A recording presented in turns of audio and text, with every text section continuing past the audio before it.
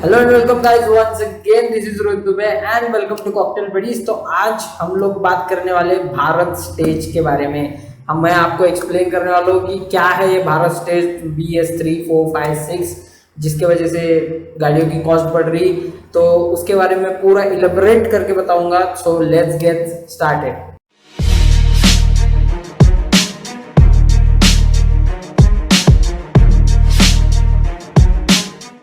Okay guys, तो मैं आपको बताऊंगा कि भारत स्टेज जो है वो इलाबोरेट किया गया है यूरोपियन नॉर्म्स से।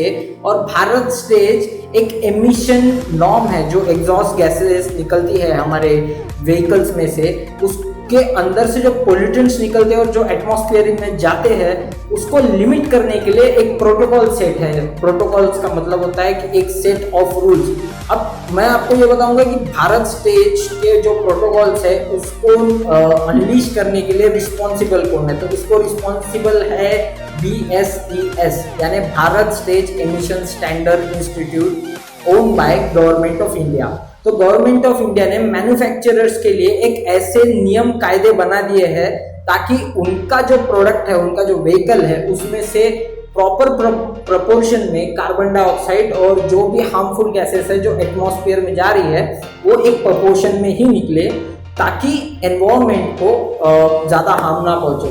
अभी ये एक लौता ऐसा गवर्नमेंटल इंस्टीट्यूट नहीं है जो ये स्टैंडर्ड्स को अनलीश करता है। इसके अलावा अनलीश करता है CPCB यानी सेंट्रल पोल्यूशन कंट्रोल बोर्ड। ये भी एक सेंट्रल गवर्नमेंट जो हमारी सेंट्रल गवर्नमेंट है इंडिया की वही ओन करती है।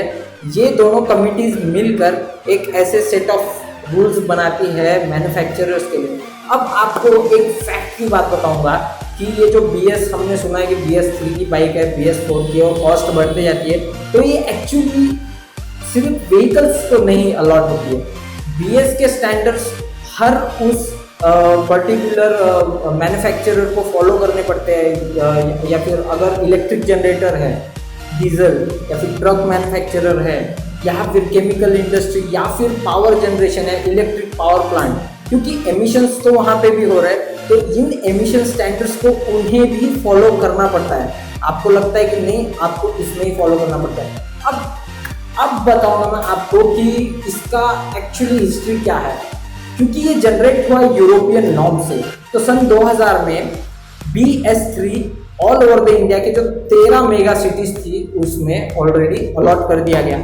और उसके बाद 2010 से 2000 से लेके तो 2010 तक BS3 चलता रहा। फिर 2010 से लेके तो अप्रैल 2016 तक BS4 स्टैंडर्ड्स मैन्युफैक्चरर के लिए सेट किए गए। और उसके बाद में गवर्नमेंट ने डिसाइड किया कि हम 5 को स्किप करते हैं, और जैसे कि आप रिसेंटली जानते हो कि डायरेक्टली BS6 लागू हो गया है और BS6 की ही व्हीकल्स आपको खरीदनी पड़ती है। लेकिन एक समझदारी वाली बात यह है कि BS6 की गाड़ी कॉस्टली होती है, ऑफकोर्स कॉस्टली होती है, क्योंकि उसमें फ्यूल इकोनॉमी होती है उन व्हीकल्स में, क्योंकि फ्यूल का टाइप उन्होंने अच्छा कर दिया होता है, फ्यूल का सिस्टम उन्होंने जैसे फ्यूल इंजेक्टर्स लगा दिए होते हैं, और एग्जॉस्ट में ज़्यादा मफलर क्वांटिटी या फिर उन्होंने उनकी टेक्नोलॉजी के हिसाब से sensor and all this things लगा दिए होते कि टाइम पे आप सर्विस करें ताकि आपके गाड़ी में से निकलने वाले हार्मफुल पोल्यूटेंट्स एनवायरनमेंट को खराब ना कर सके।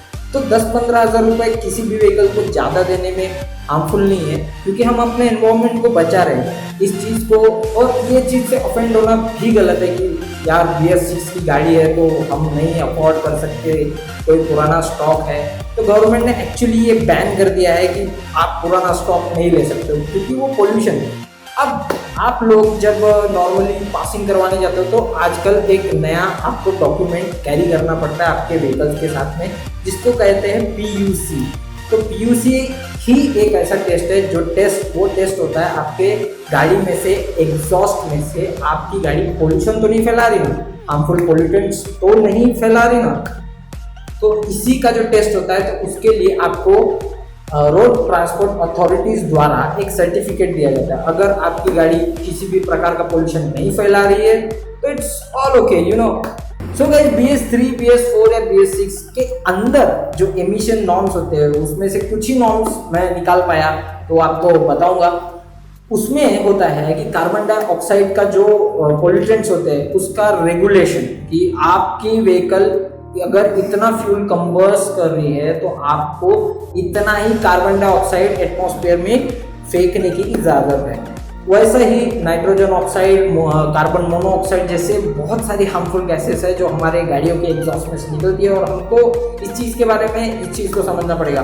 और specially the two stroke fan, two strokes are now ban. कल जो मैं नॉर्म्स आपको बताया वो डीजल व्हीकल्स के लिए अलग होते हैं, कमर्शियल व्हीकल्स के लिए अलग होते हैं, और पेट्रोल व्हीकल्स के लिए अलग होते हैं। यानी सबके एग्जॉस्ट में से डिफरेंट क्योंकि फ्यूल टाइप अलग होता है तो एग्जॉस्ट में से गैसेस भी अलग अलग निकलती है, तो